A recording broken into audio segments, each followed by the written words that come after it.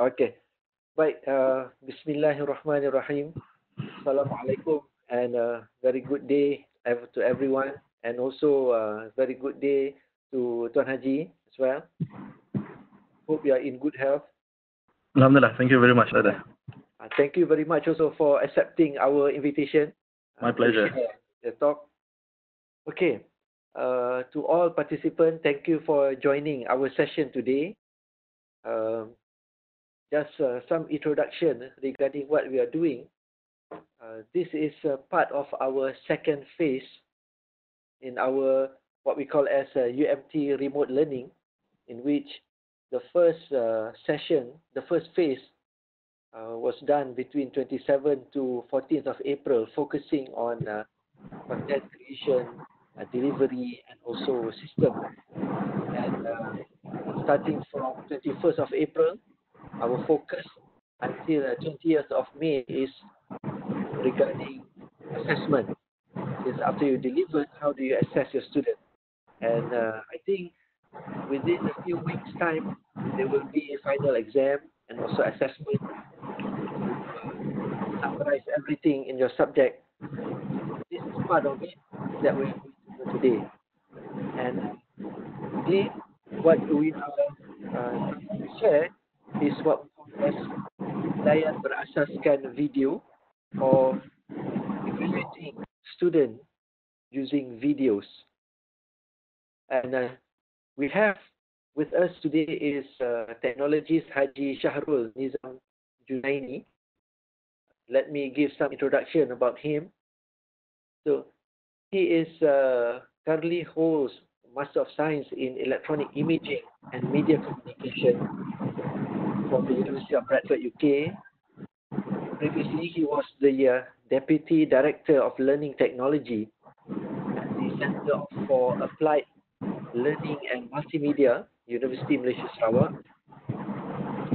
Currently, he is a Senior Lecturer at the Faculty of Computer Science, Information Technology, UNIMAS, and also Fellow of UNIMAS Fellowship of Teaching and Learning Advancement, or we call it FATEL. Yeah, correct. Okay. Now, Tuan Haji is not new in teaching and learning. He is the recipient for the Best MOOC Award during International University Carnival on E-Learning, IUCL 2017, and also the recipient for Teaching Award under category Applied Science for the prestigious National Academic Award, AAN, in 2017. In 2018, he also received Anugerah Ma'al Hijrah Award 2018 under Research and Development. So today, Tuan Haji Syahrul will be sharing us regarding video-based assessment. So without further ado, before that, I would like to remind participants, please mute your microphone once you have joined our session. If you are facing a weak connection due to line, please you just mute your video too. Reduce your bandwidth, you can hear better. And if you have any question, please do so. Feel free to give any comments and chat in the chat session. Okay, so without further ado, I pass this over to Haji Syahrul. Haji Syahrul, it's yours. Thank you very much, Dr. Shariza. Alhamdulillah, Bismillahirrahmanirrahim. Assalamualaikum warahmatullahi wabarakatuh. Very good morning. Salam Ramadan. Salam sejahtera, everyone. Before that, thanks Dr. Shah for a lengthy introduction about myself. This is our new normal. Previously, video was not that popular for assessment, especially maybe for teaching and learning activity, but not for assessment. But who knows, in the future, it will become our new normal. Video to be used as the assessment for our students. Right, this is the first page of my slide. But I would like to bring you 1 minute to to see the what happened actually in the world today. This is Google Trend. I love Google Trend. Now I want to see the trend of online learning in the world. This is what happened. For the past 12 years in Malaysia, you can see the graph from 5th of May last year, suddenly up to here on the 9th of February 2020. And I'm pretty sure that all of you could guess what happened on the 10th of February. The first case of COVID-19 was reported in Brunei, 9th of February. 10th, Malaysian nationwide has started to, this issue has widely spreaded. The issue, the interest, and what happened to online learning has also become increased, right? And the trend is still high enough, perhaps maybe a bit slower once our students are going home. They are at home now, but suddenly it has become, it's increasing steadily now. Maybe all of them are spending the time learning from the home.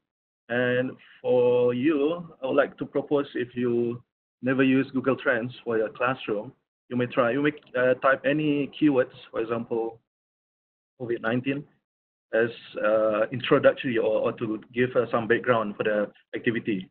Now you see the graph here, the very high spike suddenly starting from the 15th of March. It was flat because we have never heard about COVID-19 previously. And you may try to see change from Malaysia, and you can see worldwide what happened, right? Almost the same trend.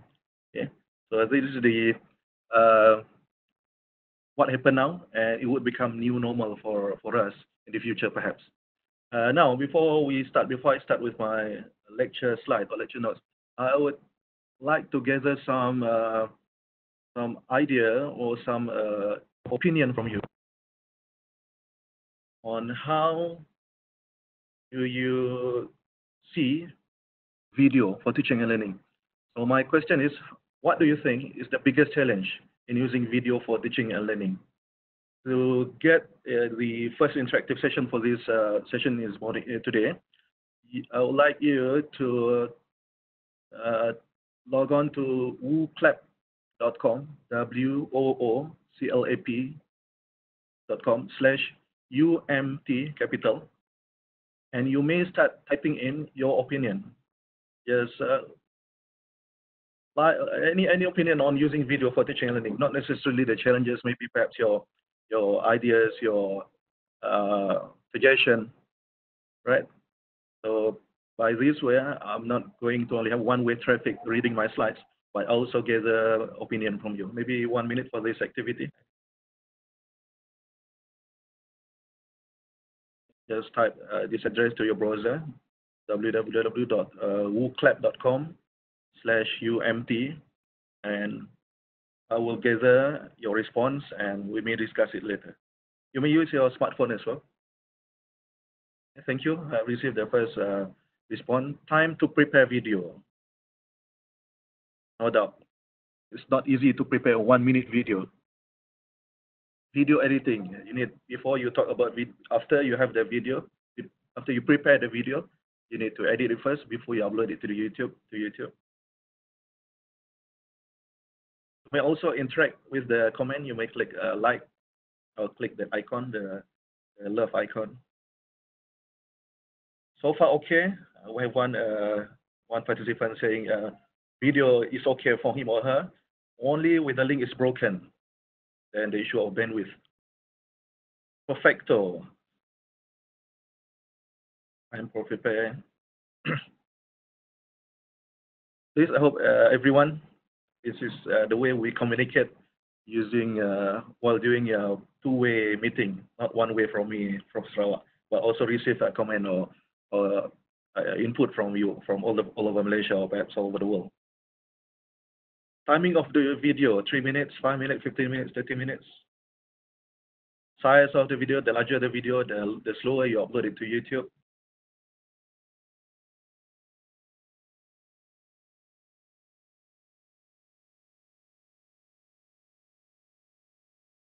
Right. So this is the word cloud of your input.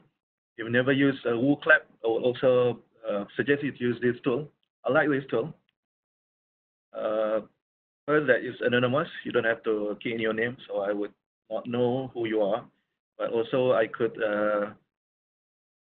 list the result or the input from you, and I can see and read it here. Dr. Haji. Yeah. There's also one comment from the in the chat section regarding videos. Okay. All right. Could you paste it here, Tasha? Help me. You can enter your comment multiple times on wooclap.com. Tasha, yang Rachel tu ke?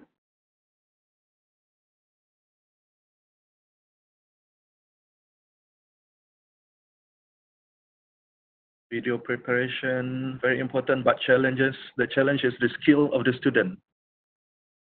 Okay. One way is you create your video for your student. The other way around is your student would submit their assignment or project using video. And of course, you need to guide them to come up with the best quality of video.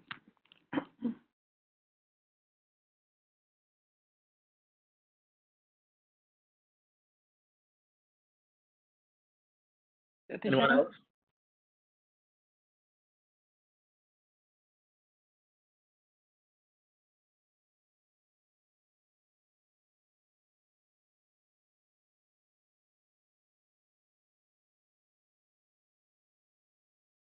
Time consuming. All right. How to make it exciting to listen and to watch. This is not easy. Of course, the content of the video. Number two, the quality of the production from pre-production and while you edit it and even post-production. All right. And what else? I'm waiting. About the timing, it depends. It depends on how the content again. Number one, content. Number two, for me, it doesn't usually short is better, but I would keep to KISS, keep it short and sweet. For YouTube, 4 minutes is considered as a short video.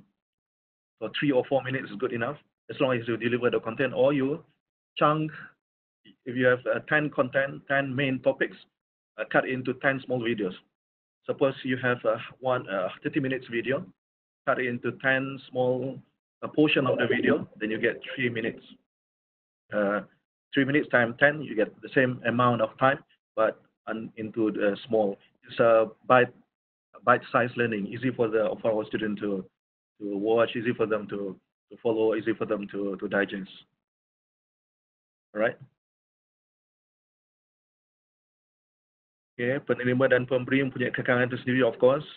We want to deliver our message to our students, and our students, they have to guess what we want from the video. Not to mention about the constraint about the internet speed, for example. Okay, short and simple, hard to compress, all in 3 minutes, yes. So now the challenge is how you are going to find the most important thing, or first thing first. Then the rest you need to skip. Sound, removing noise from background. For video recording, the best one is you have to use the high quality microphone. Okay, of course. Then to remove the background noise, there is various software, cheap ones, expensive ones, those with different capability to remove the background sound. Unclear instruction from us.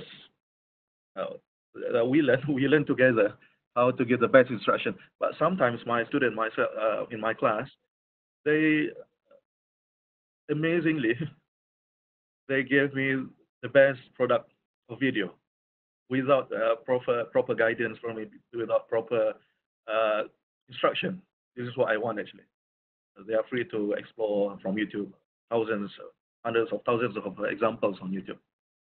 Okay. What else? What else?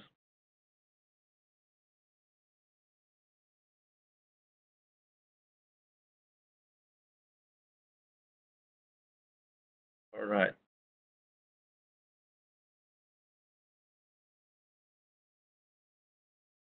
Okay, this is word cloud.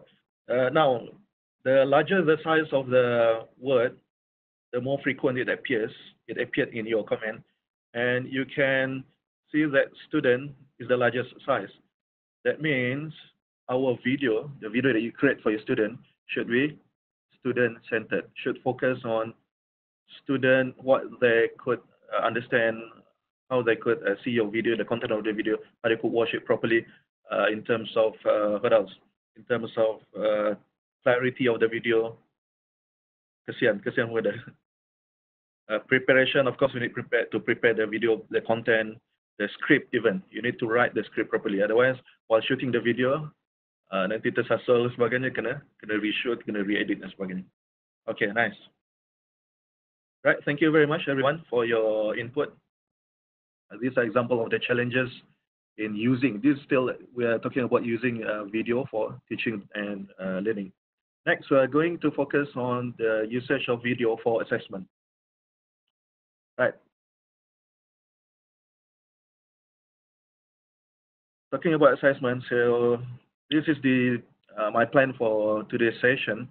For the first 10 minutes was for introduction. We are 18 minutes now. Then I'm going to talk about video-based assessment, how we're going to use video.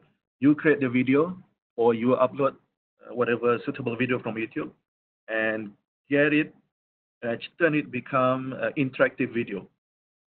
All of us know that video is one-way session or one-way traffic. You watch the video, 10 minutes, that's it. But you may add interactive question during, let's say, for the first 10 minutes or first 5 minutes. Automatically the video could be posted or it posts itself automatically. Then you may insert one MCQ question, for example. Then towards the end, you may add another 2 or 3 questions and gather feedback, comment from your students. Okay, next, I'm going to show a demo for 2 tools that I've chose for this session. Hands-on session means I'll show you on the screen, and you might want to try it directly on your own laptops or computers. Okay, and for the last session, we might have reflections and question and answer session. Right. For the introduction, this is what happened. We just leave our students to please watch this video. Sorry Tuan Haji. Yes. Kami tak nampak skrin yang Tuan Haji punya sekarang ni tengah blank. Sorry, 1 minute. Okay.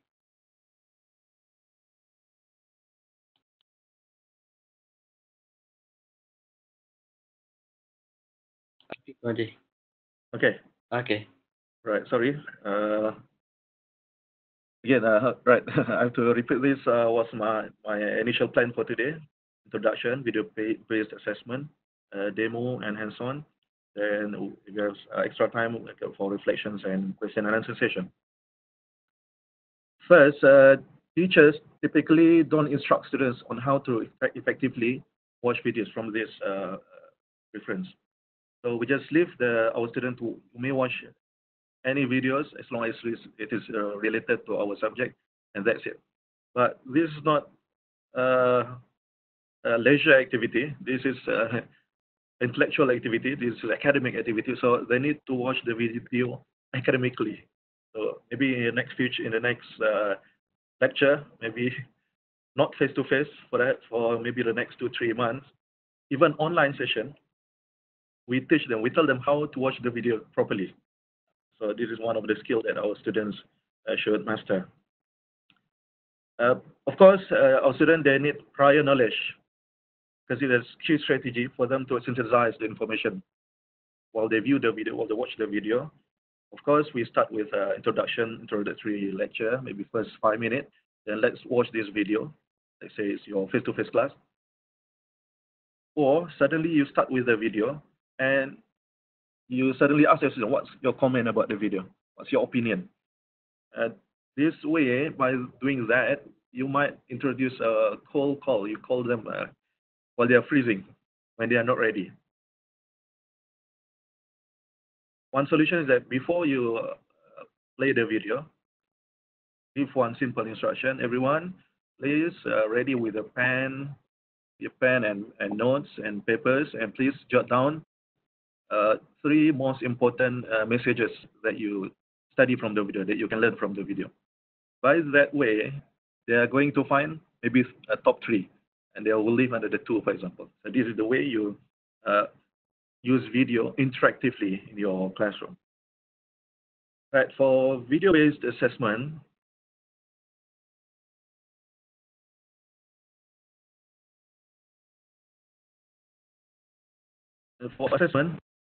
there are assessment of learning and assessment for learning. Assessment of learning is you use video to see whether your students are smart or the other way around. I'm not going to tell your students are stupid, but they are not smart enough to answer your question. And by that way, once you finish viewing the video, you give the question and you get the mark. You can compare your students. These students are smart and those are not so smart students. But this is the assessment of learning. You become the judge. You judge them. You judge your student. But for me, I would prefer using video for assessment for learning. By watching that video, you measure improvement, whether they have understood or not what you have told them in the classroom. It's more towards informal, ungraded assessment. Of course, our students nowadays, they would prefer doing something with marks. You promise them 20 marks for watching 5 minutes video. They're going to do that. They would be happy. But for something that's ungraded, no marks if you watch this video. So, but we want to assess whether the learning happened or not, whether they really understand the video, whether they really manage to gather the information from the video. And by that way, they could replay the video, never mind, replay the video, and they could listen it again, watch it again, and then they can improve their work. It's teacher-centered. So for purposes of video-based assessment, now we're going into video as the assessment tool. Number 1, to highlight the importance of the video content, of course. If the content is in the textbook, now the content now in the video format. And that's why I would prefer short videos, 3 minutes video, 4 minutes video. Maybe in that 4 minutes video, there's only 4 main content or 4 main steps of certain process, for example. Number 2, that's why we need interactive video. After watching the video, the student could not answer that simple MCQ question, then we could identify there's the weaknesses in their understanding. They could not gather the information from the video. Number 3,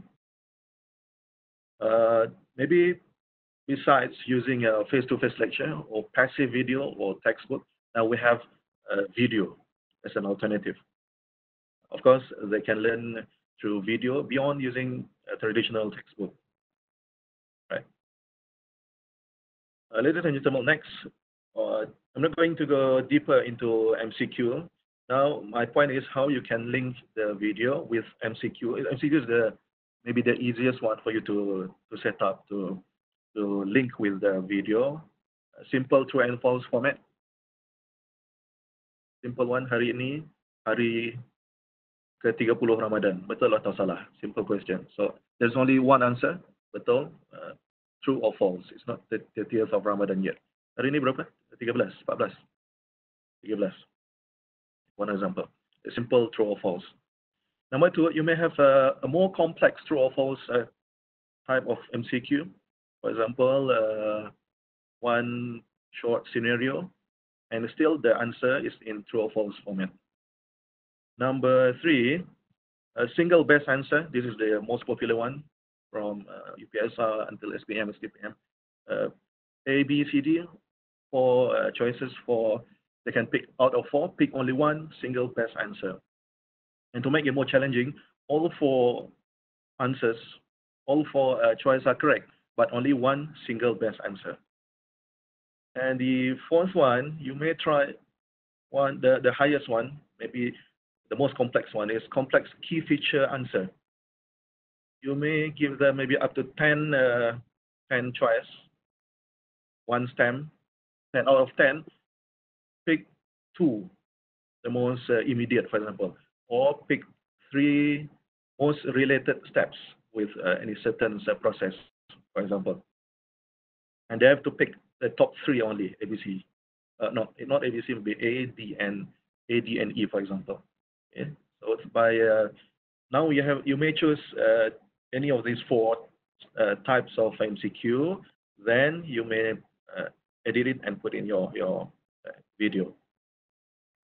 Okay, but clarity is essential in using or in creating this type of MCQ question, because you're not going to test your students' cleverness, and you are not going to trick them, but you want them to find the correct answer.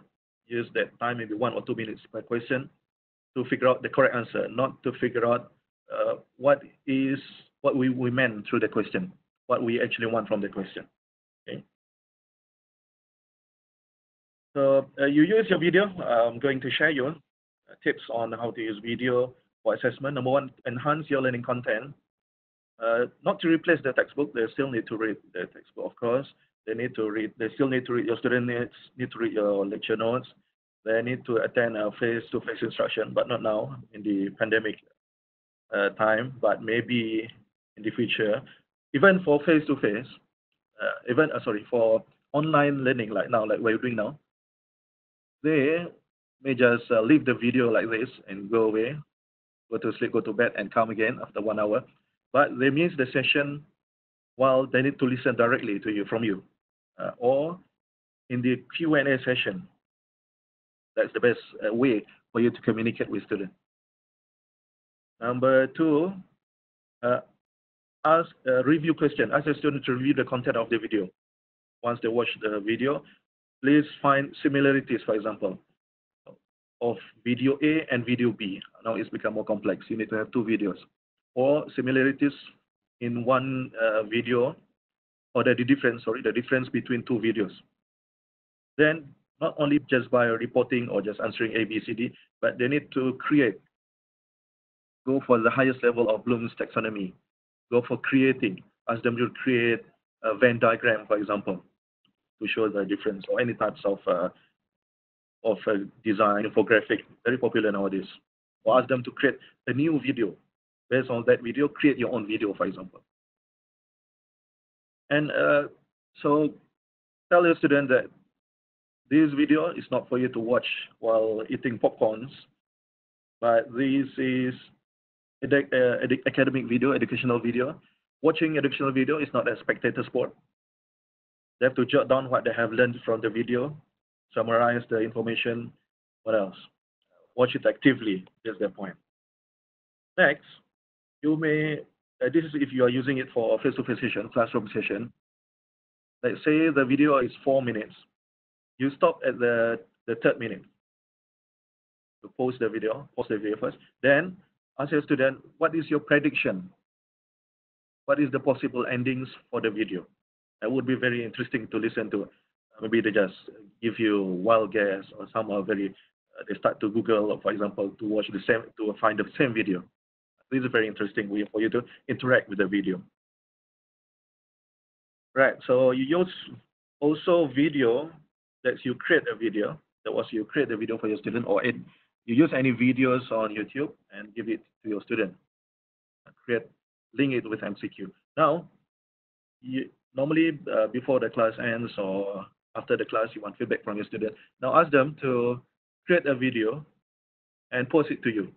As simple as using a WhatsApp video, short one, 30-second video, just to summarize whatever they've learned for the day. One way. Of course, it would take lots of space in your WhatsApp memory space. Maybe short one. Yeah. The other one is you may use tools such as Flipgrid, Flipgrid, Flipgrid. That's one apps or tool that they can directly record their video just to summarize or give feedback for the class of the day. It's called Flipgrid. You may try that too. Okay, so that's how you use video for assessment. That's the simple way. But the other way is you may ask your student, instead of giving written report, now you ask them to create a video to summarize the whole semester punya tugasan, for example, whatever they have come up, whatever is their solution for their project, for example. Okay. I'm going to give you an example. Before that, I've read the nice article here, student-generated video creation for assessment. Can it transform assessment within higher education? What do you think? Compared to traditional way to submit 20 pages report that you might not read word by word, I think. For video, probably you could not skip it. That's what you need to watch this video in length, in full length. This is the screen grab from the paper. Student-generated video creation offers students the chance to develop digital and communication skill. 21st century learning skill, very, very important. Enhance their learning and enjoyable. I tell you, my students, they enjoy creating video, even a simple video, but it was fun. They felt motivated because they want to come with the best video, and it's satisfying way. And it's aligned with the vision for higher education. I'm pretty sure that you also agree with this opinion from the author.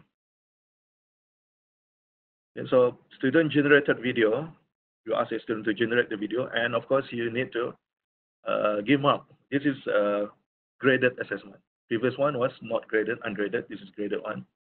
Student assessment, assignment. Sorry.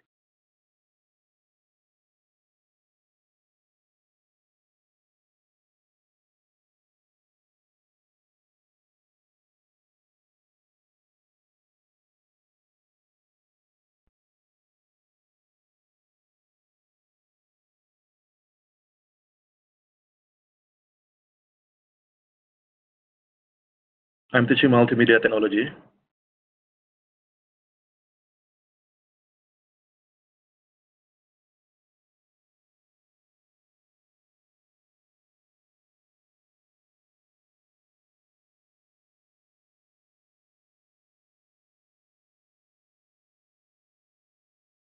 Okay, short one. Of course, they were very, very happy to see the name appears on the screen, and you start to show the video to the rest of the class. Here, the quality, of course, is not a broadcast quality. It is created using Powtoon, one of the most popular and simple tool, and your student will love it. So Haji, Yes. is this video has a sound or it is like this? Yes, it has sound. You can listen it there.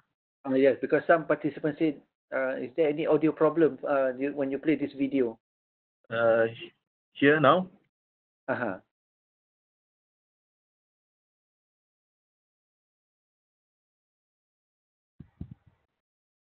Can you hear it, Dr. Ajaz? Tuan Haji boleh share video ni dekat tu tak? Yang Boleh, macam boleh. share dekat motion video tu. 1 minute. It's inside my slide.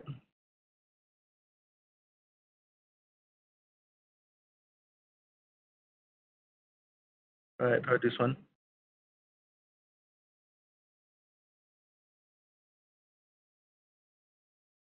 Get the sound? Ismail? Ada? Tak ada sound Tuan Haji. Dengan view pun tak ada view.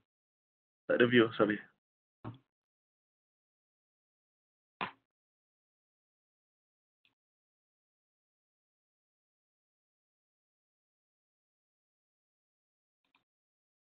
One minute. Okay. Dah ada view Tuan Haji. Ada? Sound ada? Sound tak dengar lagi. Okay, try. Oh, tak ada sound. Tak ada. Tak ada. Okay, tak apa-apa. It's Just okay. keep it. Just Alright. want to show you that this is their project. It's a board game project. Of course, they need to submit the board game. but they need to also to promote their board game using video.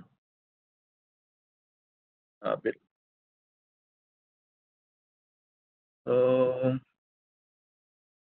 now, of course, I want to see the project, not the video. Number two, through this video, I can see the capability on creating something not bad, the way they do the shooting, the audio. This is Camp Troopers board game. They're doing it for chemistry subject for secondary school.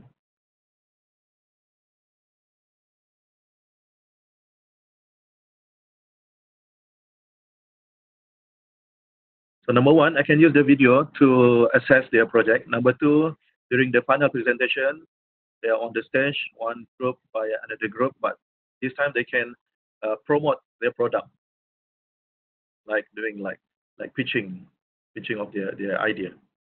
Okay, for example.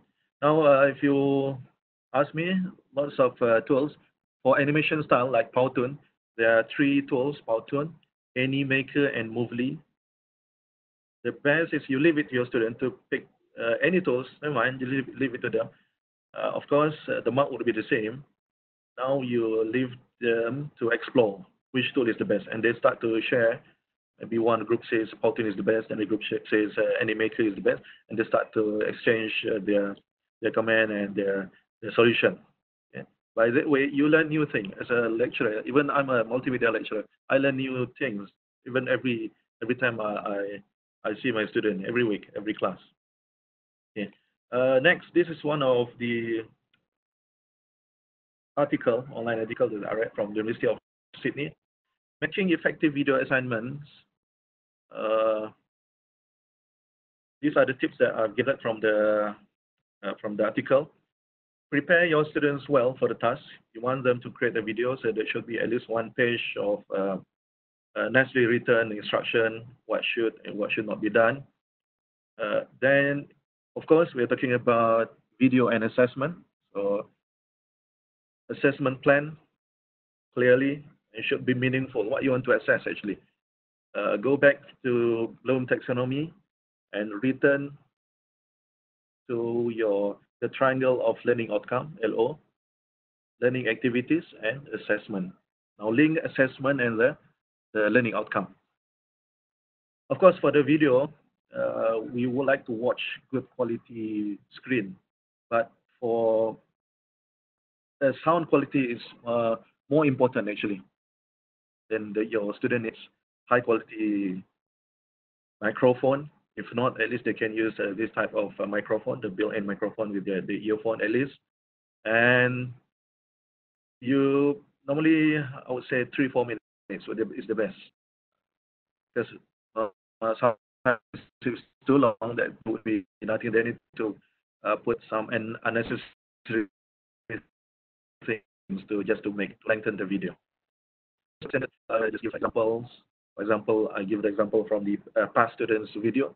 They can model it, they can see their styles, and if I tell them, if you come up with something like this, I can guarantee you 80% or A, for example. Okay? You may refer to the article. There's a link there. I'm going to share you the slide as well after this. No worries. Then, again, we're talking about assessment. Now, example from the University of Sydney. This is the collaboration project. If you see the assessment, this is related to the Faculty of Medicine. Patient, client, family, careers, perspective, interpersonal negotiation, effective use of video medium to engage audience. Only one item assessing or testing about the video quality, but the rest are about the content of the video. So even though your students are not taking multimedia subject or multimedia technology or video technology, video production course, no worries. Focus on the content of their video, how they produce, how they did the interview, for example. Okay, so this is one example. You may use this rubric as well. As I say, use it and innovate it and use it in your classroom. Okay, next, ladies and gentlemen, I'm going to show you examples of how we can use interactive video. It's my browser. Tasha, can you see my browser now? Tak ada tu Haji. Tak ada, 1 minute.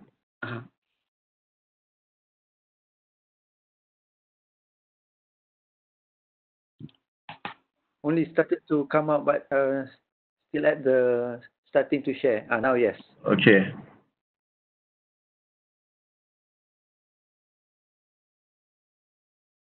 So this is at Puzzle. I think maybe some of you have used it before. At Puzzle is on puzzle.com. EDPUZZLE.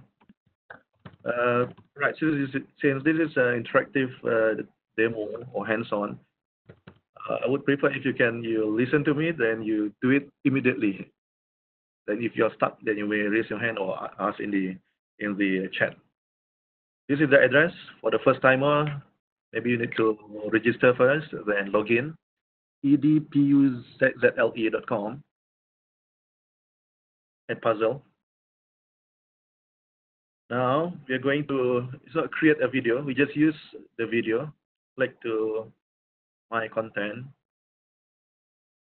Before that, you need to find the video from YouTube, for example. Or you may upload your own video, but I would prefer for this demo. This is a video about COVID-19, a short one, 1.5 minutes. I copy this URL. A bit slow, sorry about this. Let's say I watch this video, I love this video.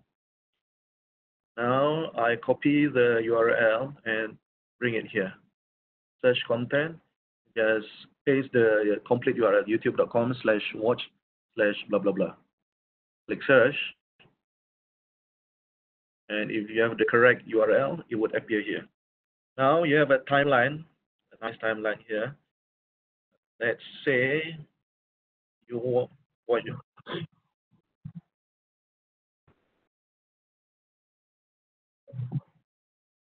Okay. Can you listen to the video, Atisha? Can you listen? No. Okay, never mind.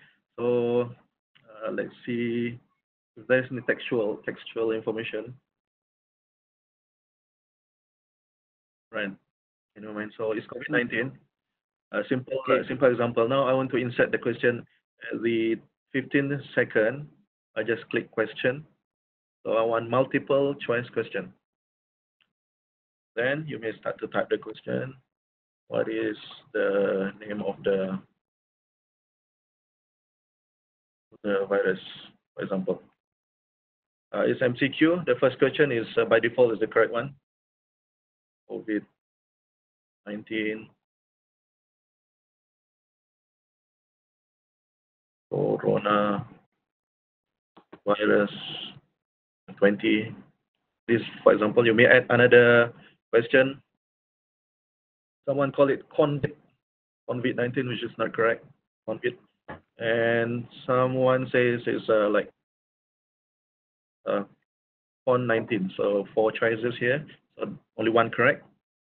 As simple as this, and click finish. Now the video is not now the video is interactive.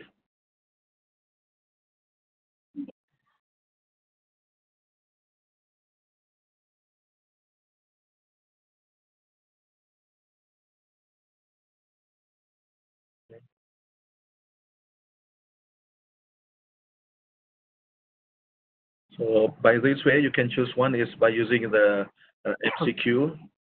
Number 1, you may use different type of question. See, beside that one. Example I've made yesterday. And it links with Google Classroom. Then you can get the grade for your students once they answer the question. I think this is simple, straightforward.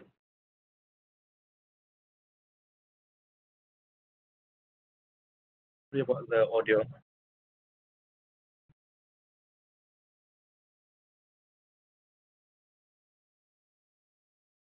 Different version of the video that I made previously.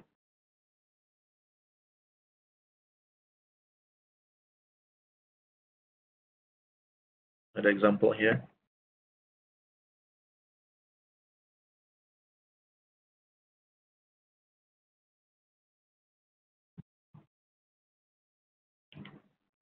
All right.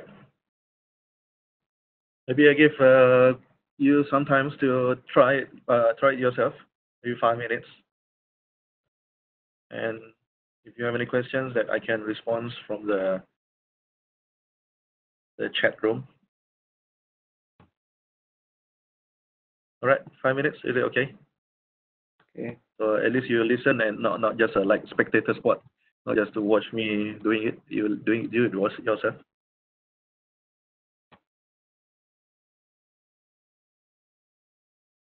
Tuan Haji, Yeah, Rata. there are some of the inside the chat, but it's too much. So for the others, I forward to you through WhatsApp first. All right. Okay, I read it from my WhatsApp. Okay, and I'll While forward waiting. to you a few. All right. While waiting for you to give it a try with Edpuzzle, that I can respond from your comment.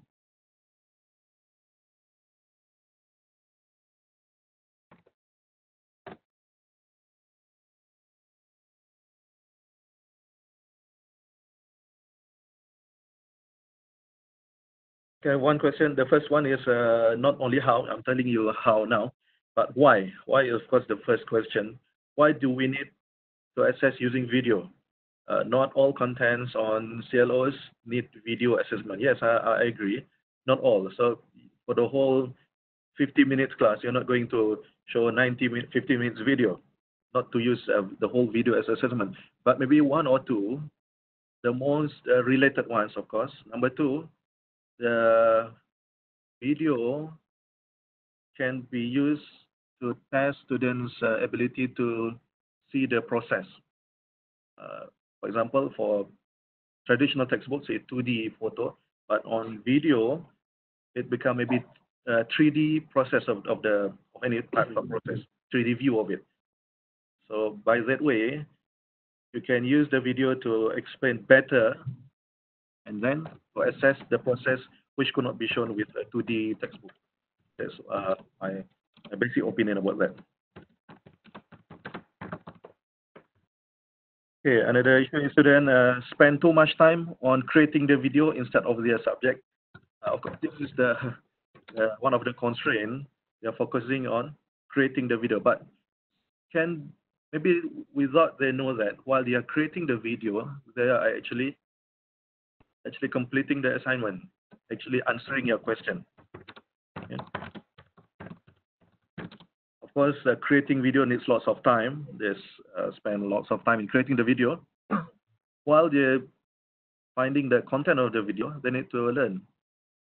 So I would prefer using video again as the assessment for learning, not of learning. Right? How to get the rubric that you show in your slide? I'll share you the slide later on, and this in the slide you can see the link, and the link is from University of Sydney. Nice example of the rubric. Thank you. Any other questions, Tisha? Anyone? Please pass the question.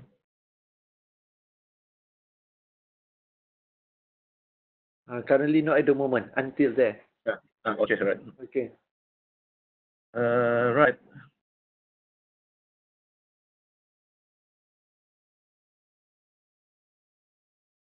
What do you think of Edpuzzle interactive video? This one open tool. I'm not sure if Edpuzzle will charge you if you have if you reach certain number of videos.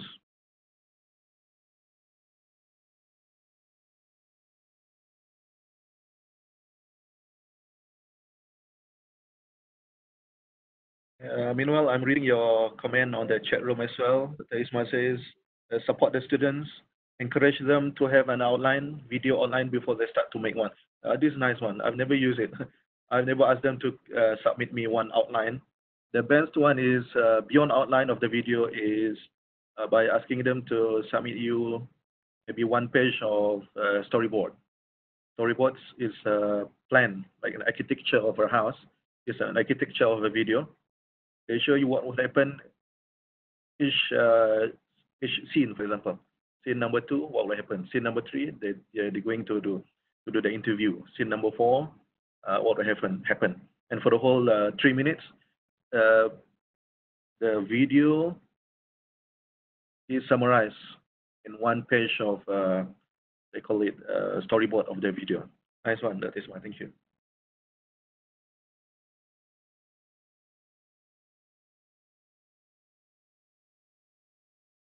For the communication subject, again, it depends on your subject. If you think your subject could not use any videos at all, then never mind, you use traditional assessment tool. But on YouTube, I guarantee there should be at least 1-2 video highly related to your content, to enhance the content, to give different perspective for your student beyond face-to-face interaction or beyond the textbook.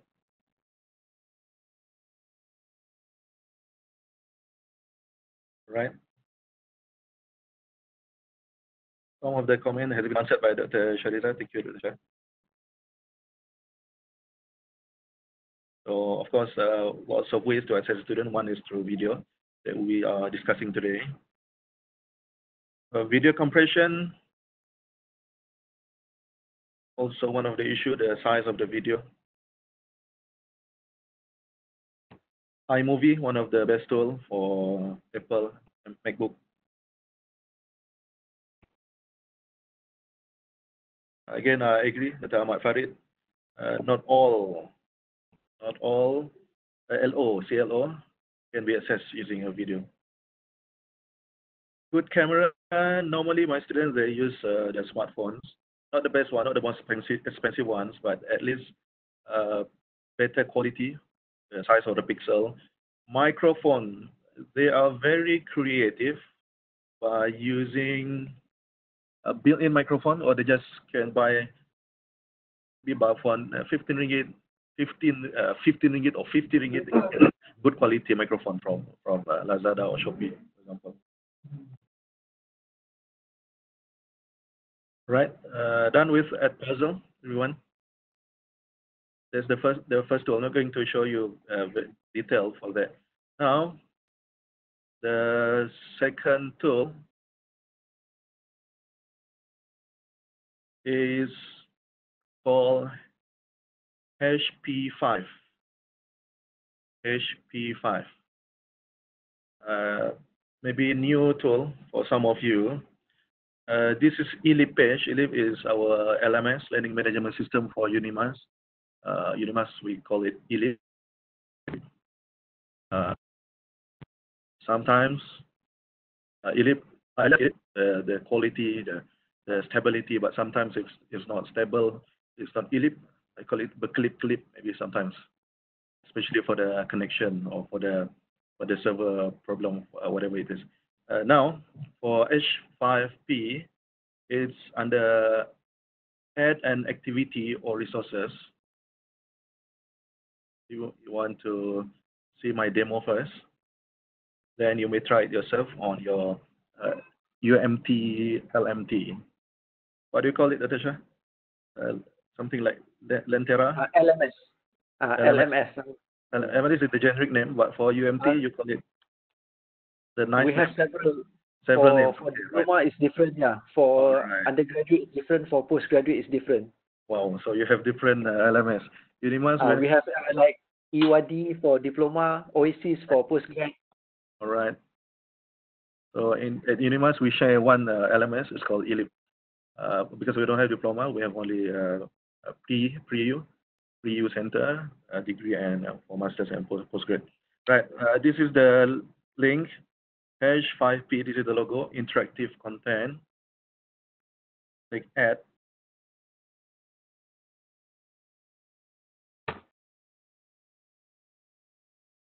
Oh, sorry. Of course, for the description, you just type the description here. Oh, sorry.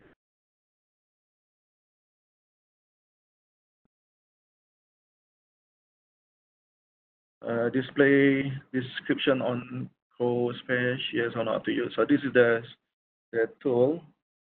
Create content. It's under interactive content. The detail about interactive content. You may use a video. You may upload your own video, not necessarily from YouTube. Let's see if I upload my video from YouTube here. Sorry.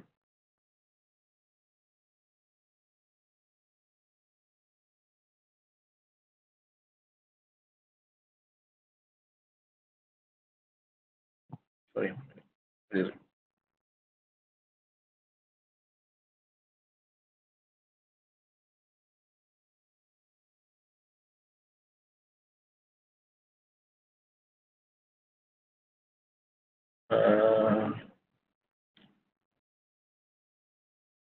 Sekejap, saya cari dekat mana dia punya menu tadi.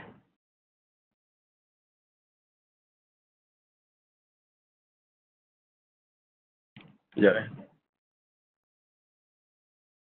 And you're using Moodle as well, Natasha, correct? Yeah, it's on Moodle, Yes. right? Moodle. So the interface might be different, but the process is still the same, I think. The same, yeah. It's still the same. Okay. It's on the under activities. Then click add.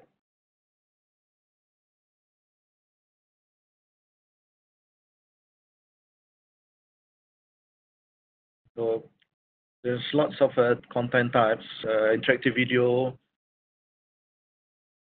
accordion, arithmetic quiz, presentation, even MCQ here.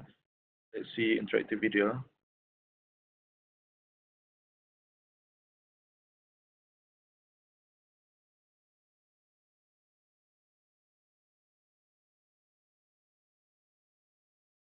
Yeah, if you are not familiar, you may follow this interactive tour, or you may just skip it or see the next adding video. After then, you add the interaction, the same process. See this video.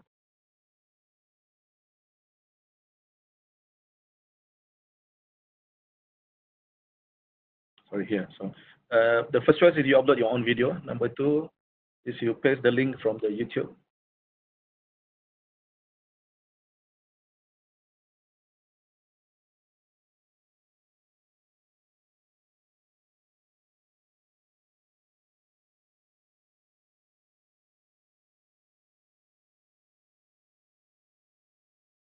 A minute, sorry. Add video.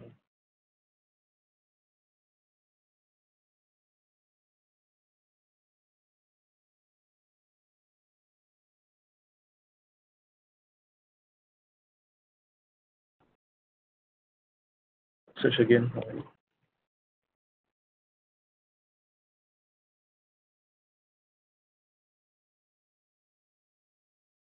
Lots of videos about COVID-19, but if you never use this filter for YouTube, click here filter.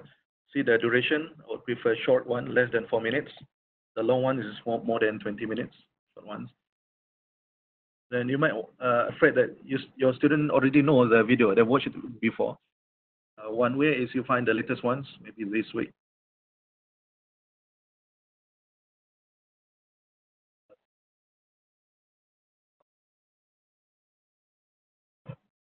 The latest news.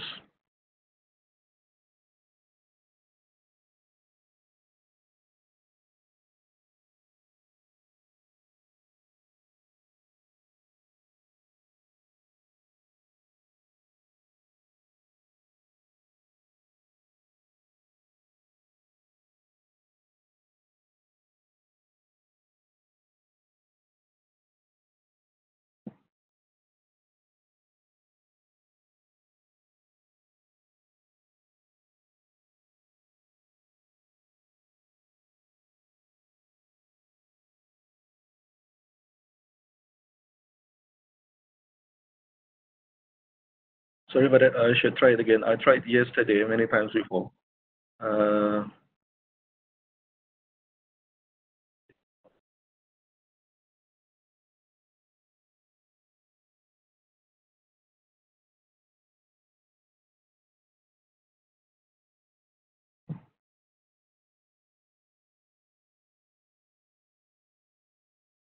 I search it from here. This is a presentation.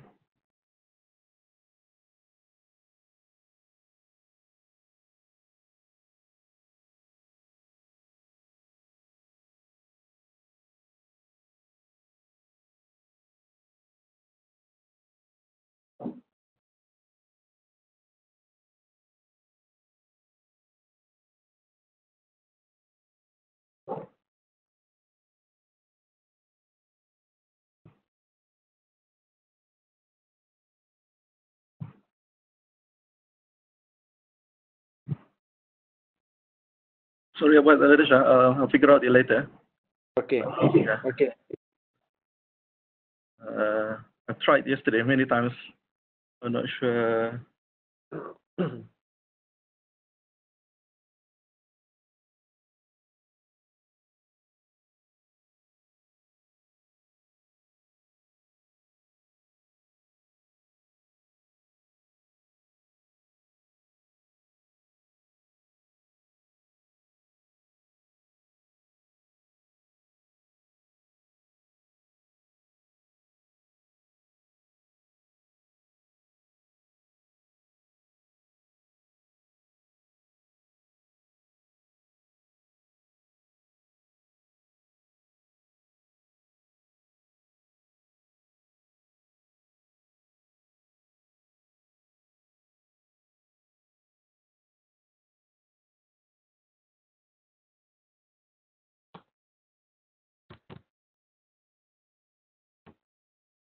You know what? Maybe you want to the participant would like to post the questions on the chat Yes. room.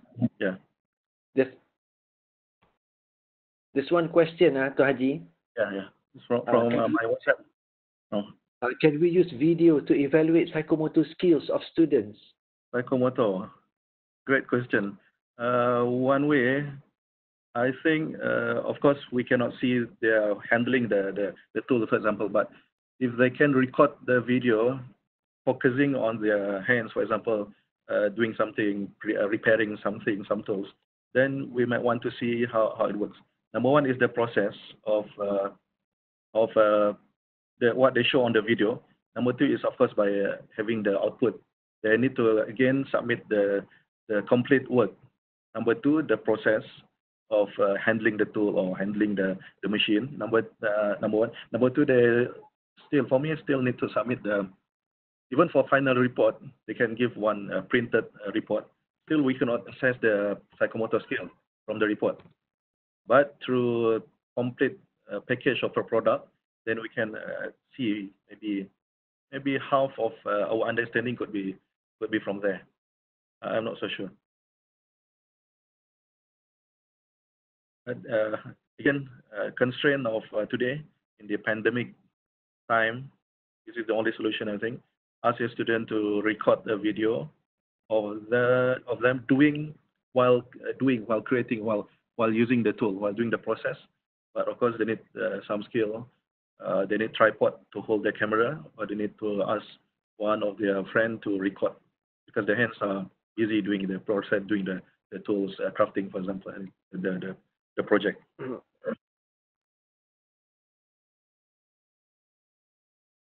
Any other questions, Adesha? Similar question. Yeah. Whether it can replace hands-on session in the lab. Replacing, I could not guarantee, but at least to support, yes, to support the session, but not to replace. Maybe we still need a blended learning, not 100% online learning like this, like we're doing now. You are in Terengganu, I'm in Sarawak.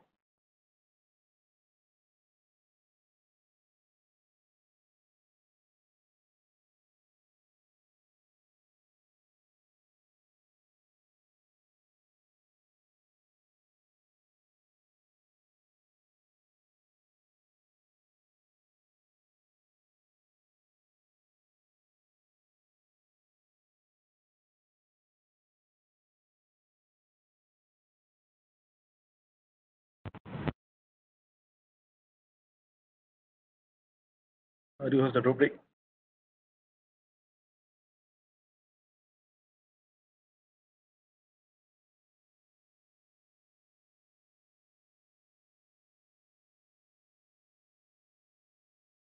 We have passed 1 hour now. What do you think, Dr. Shah?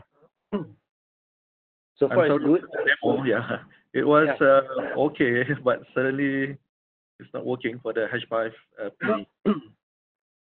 So if there is anybody who would like to ask, you can also unmute your mic and you can please ask any question that you want.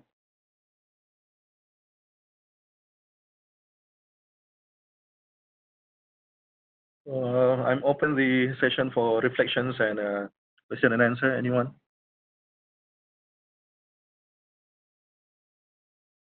Of course, I'm not the expert in assessment, but I've been using video for teaching and learning for the last 19, 20 years or so, since the era of very slow YouTube. There were no YouTube. At that time, it's not that popular. I started to create my own video and ask my students to submit the video.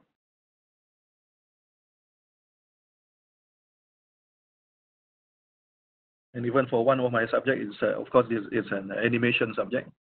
The winner I sent for the competition to represent UNIMAS at UMS. It was 2013 or 14. Then, of course, the subject is animation. Paji, the one that you showed where the student created the game, what's that subject for? Is it a chemical subject? No, it's a multimedia product, digital product. So that board game is not a chemistry subject. It's not an education subject. It's a multimedia design subject. They need to create. I asked them to create a board game, but with a digital element. For example, QR code. They have the video as well. It was an interesting subject. 10 groups. I got 10 new chemistry subject or science subject board games. Mm-hmm. So that's for their assignment, the big project, the final project. So for the assessment, of course, first they have to submit the report. Number 2, they have to submit the board game itself. Number 3, they have to submit the video. 3 assessments for 1 project. I see.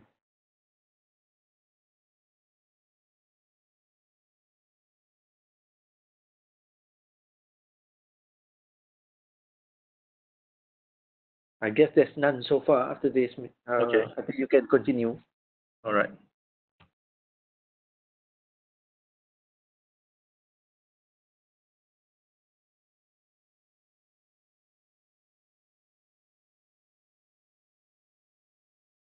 So Haji, one more. Do we need to show our face on the video?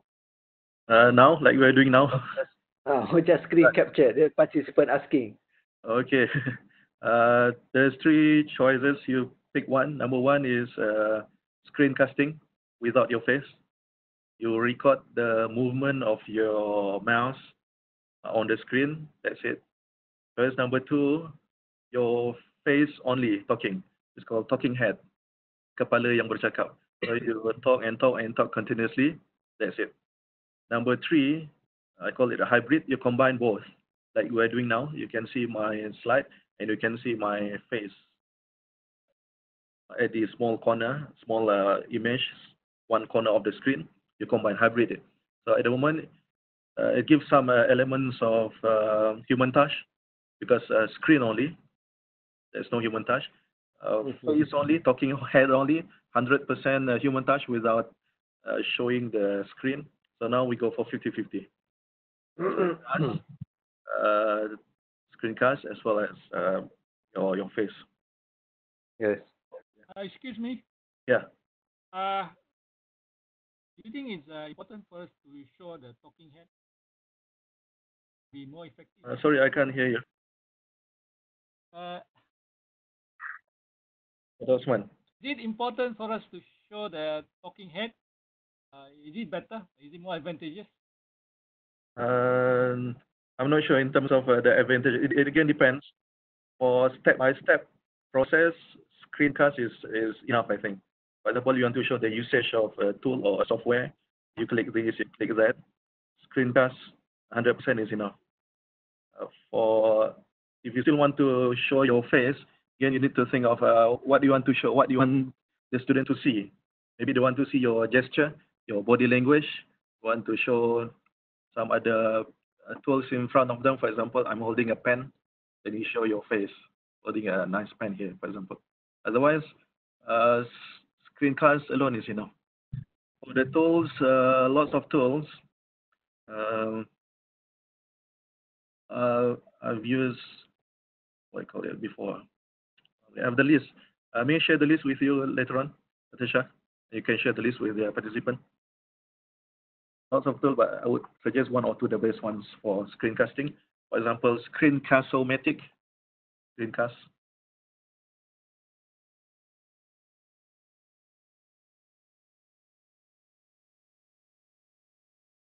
Right.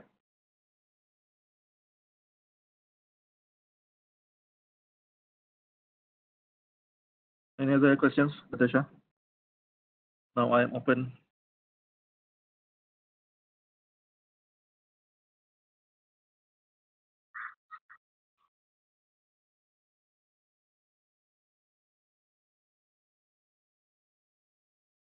One of the question is, if hybrid, what is the best tool to use? Tool for Screencast-O-Matic, it can combine both. Some new tools on it. It's not new, but I just knew it last month, I think.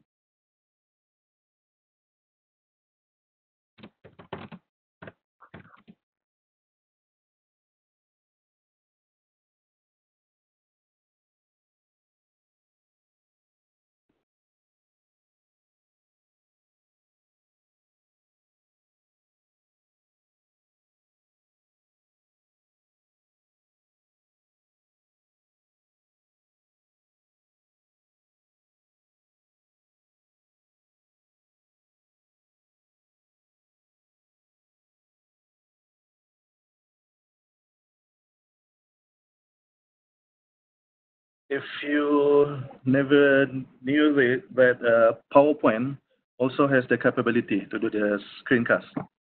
Even you can create a video, you can record a video using PowerPoint, save it and upload it. Dr. Haji, how does it compare with this one by participant asking, with OBS?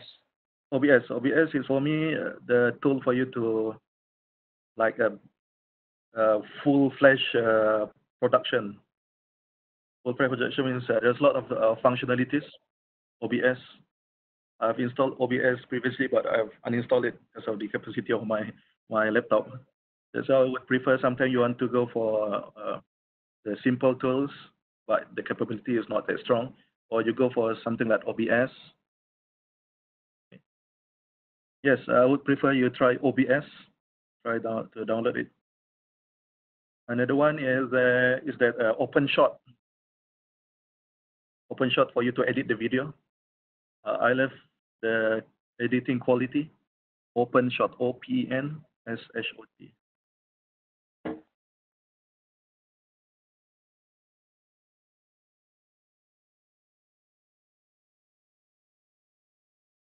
Give it a try.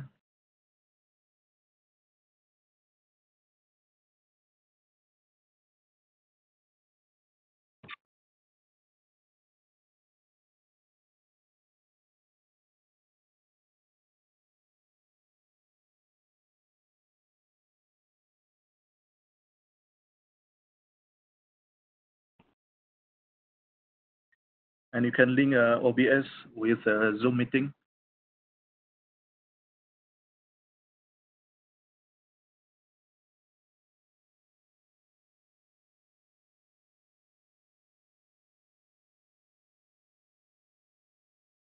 Okay, so far that's about it.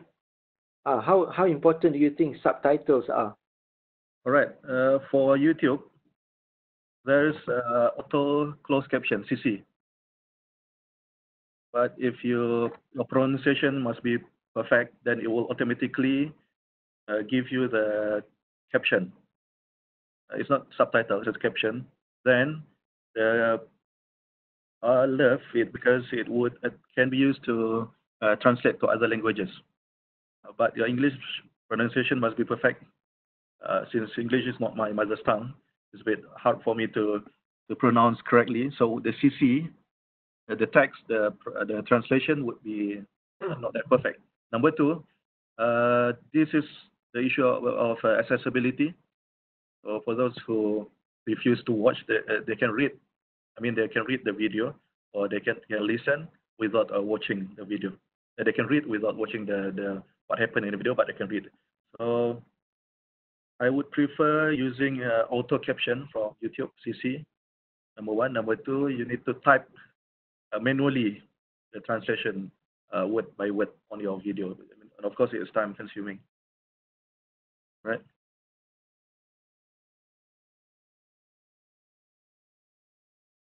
For video editing, I would prefer, I've been using WeVideo. WeVideo is online tool. I think there's some restriction if you're not using the premium account. WeVideo, WeVideo.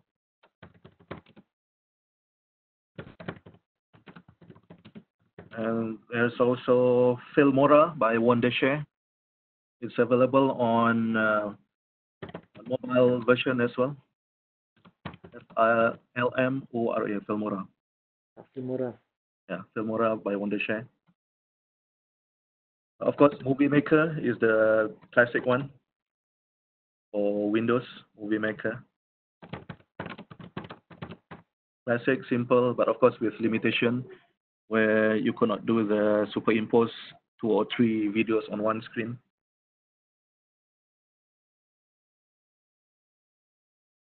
That's for video editing.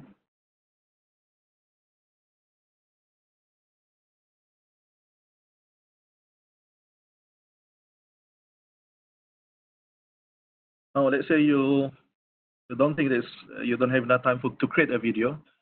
One of the most popular, best tool for me to find videos, of course, besides YouTube, is top videos. EED.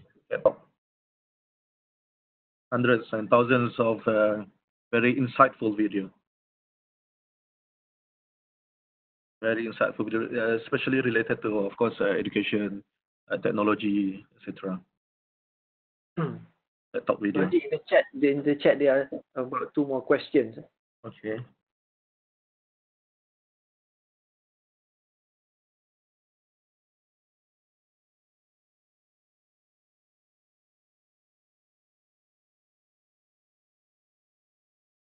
From Dr. Fong, consider reducing cognitive loads in video production. Of course, yes. Simple step number 1, clean screen, reduce clutter. If possible, like my PowerPoint slide now, is still lots of unnecessary clip, icon. Just remove it. Simple text for one screen.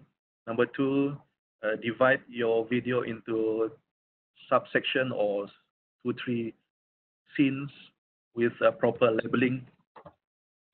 For example, subtopic 1.1, dear text. Show it, for example, maybe 5 seconds. Then the content of the video. Next, with transition. Transition is not for fun. You cannot use transition for fun, but use it to signal as a signpost, as a signal to the viewer that now we are going to unit 1.2. Then keep using the same transition. Don't change it. Suddenly it flies from left, suddenly it flies from right, from top, from down. It increases more clutter to your screen. It's not good for cognitive load. Text, number, quantity of text. What else? Show the movement of the camera, focus on the subject or the object, right? One of that's my opinion. Fong. To get the list, I'll share the list with Atisha later on. No worries. Okay. Subtitles, I've answered it just now. For YouTube, it's auto subtitle, auto closed caption, they call it.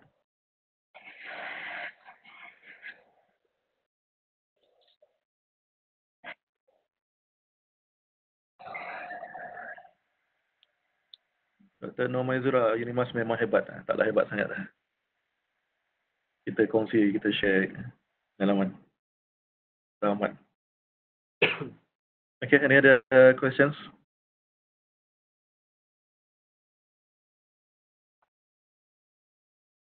Okay, not at the moment.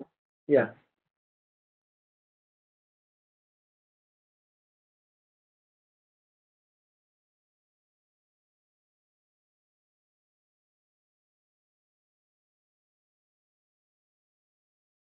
Yes, I'm going to give you the full list, also as app as well, the app version of it, if there is a list for the apps. For video editing on apps, I would not suggest it, not because of the quality of your handphones, but because of the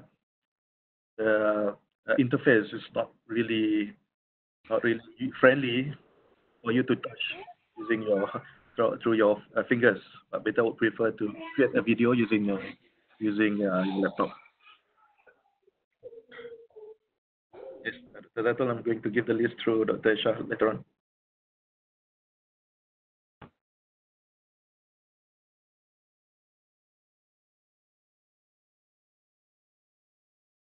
Thanks, Dr. Fong.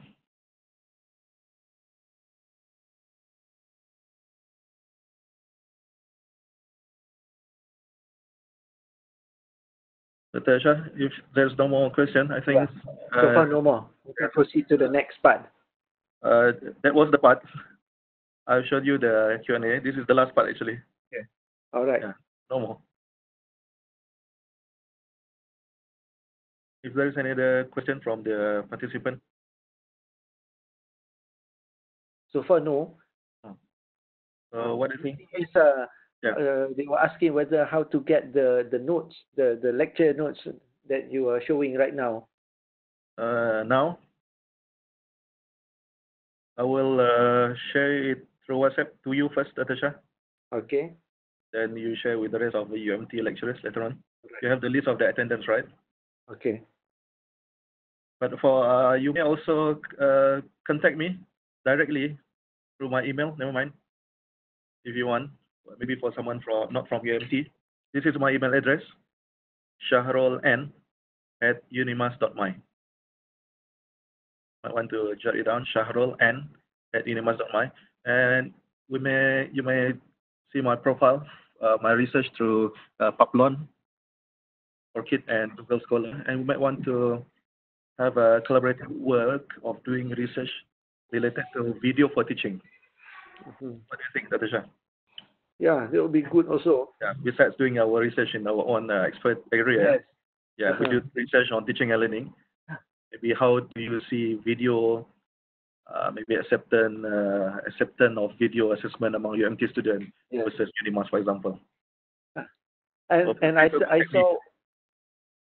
saw one of your projects where you do a 360 video, right? That was the research project. Yes, I'm not doing it anymore. It was 10, 15 years ago. 360 video. Yeah. Dr. Syahrul, maybe you can share with us what are the problems that normally you face when you let the student to make videos for you to assess certain CLO. So what are the normal issues that you will face when you set video as a part of the assessment? The normal one is that number one, let's say for 3 minutes video, they have submitted it.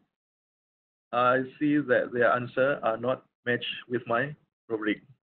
So 0 mark for that. What do you think?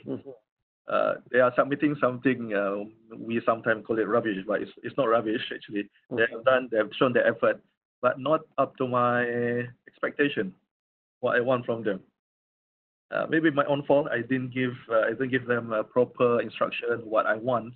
So the best way is you share the rubric before they create the video. That's one solution. Then number two, you show the example. This is from your seniors for the last semesters. If you submit me something like this, you answer my question A, B, C in your video, and then you get the mark.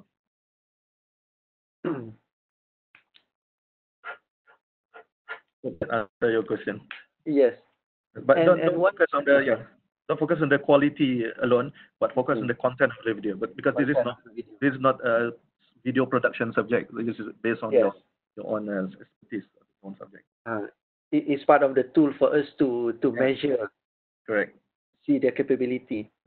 So talking And- about measurement, it should be valid. It should be you actually assessing what you should assess. Yes. And Give how them do 10 you marks find for their creativity. how do you find it when in terms of reducing cheating when you use video? Because I've also used video, especially Right. for my cognitive, one Yeah. of the cognitive cross learning outcome, and Right. I found that I'm able to reduce any cheating because they need to do them, they need to have their originality. Okay. So how do you see about that? I don't know. That Whether, it is whether normal. the issue of cheating or duplicating of videos. Natasha, you yourself is the expert, and you can smell it easily. This video is not original, right? Yes. So before they submit something like that, you might want to show example of the video, the submission that is not acceptable for you before they start doing the project. Or since you have one example, next time please don't do this for your batch of students, for this batch of students. That is a good idea. So You can yeah. detect. Yes. If you are familiar with the quality of the camera, you can see suddenly the quality of the color changes dramatically. Suddenly, of course, for the student, they don't have a proper tool. Then, after certain scene, certain second, you can see that the quality is broadcast quality, like TV3 punya quality. Then we would ask them, did you shoot it yourself? When they start to tell the truth that it's not from them. Mm-hmm. The color of the screen, the lighting is of course different. The broadcast quality compared to our students' production. Yes. Of course, there is a technology. I'm not sure at the moment there's a technology to differentiate between the original and non-original one. For them to search it, you may guide them properly. They still may use other videos from someone else, never mind, but it must be approved by the license. It's allowable. You may use this type of video, get it from, for example, if they want to use free video from, like, there's a lot of free video production or free video clip websites. It's free. They can take it, they can download it, they can use it for their assignment. But let's say if that group are submitting 100% from that resources, free resources, what happened to the other groups? Or all of your students are submitting or downloading the video, then resubmit it simply like that. That what will happen to your assessment? Yeah.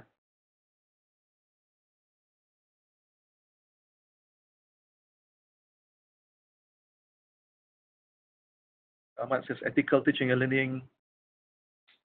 Maybe your first introductory lecture. Yeah.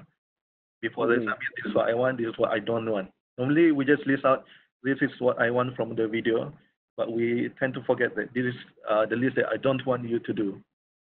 Please don't copy the videos, for etc. etc. There's one more question at the chat. Fong? Yes. Fong. Video project instruction. Low and no connectivity. I'm experiencing it now. I'm not sure. Maybe teaching or maybe my area only is a bit slow. Maybe because many people are using the internet. They're working at home from home. Solution number one: try not to do live video like we're doing now. 2 hours straight live. It would consume their data, especially for low bandwidth. Number two, the solution is you set a proper time or particular time period. For example, the first 10 minutes, I'm going to give you my first lecture or introductory lecture, 10 minutes only. the next 30 minutes, you stop doing that live lecture and give them the maybe hands-on activity or assignment.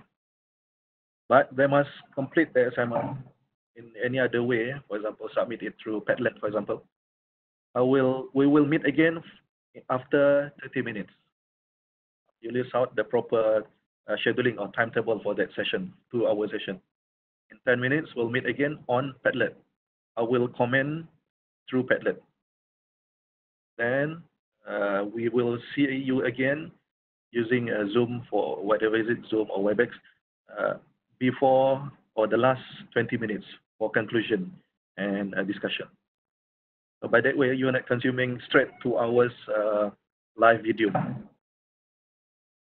So I hope that answers you, Dr. Fong. You still need a video, but not the whole 2-hour session.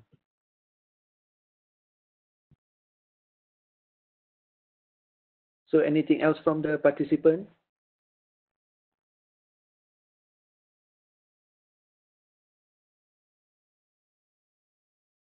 If there aren't, maybe a few last words from you, Dr. Syahrul, before we close. Right. Thank you very much.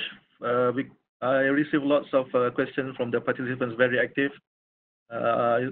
Me, myself, actually, are still learning, so I would love to learn from it. So I would prefer, or I would suggest if you could contact me, especially not necessarily for research, maybe for teaching, or we exchange ideas. You contact me through email, Syahrul@unimas.my.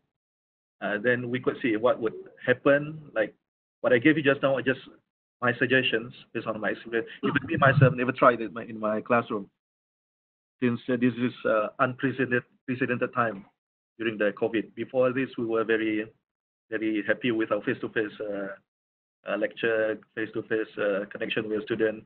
We were happy using our WhatsApp only for communicating, but suddenly now we are asked to use live video, for example. Now, not only live video for teaching, but live video for assessment. I would like to listen from you. What's your opinion? You can contact me later. So that's all, I guess. Shah, thank you very much, UMT, for inviting me for this session. My honor to be here today.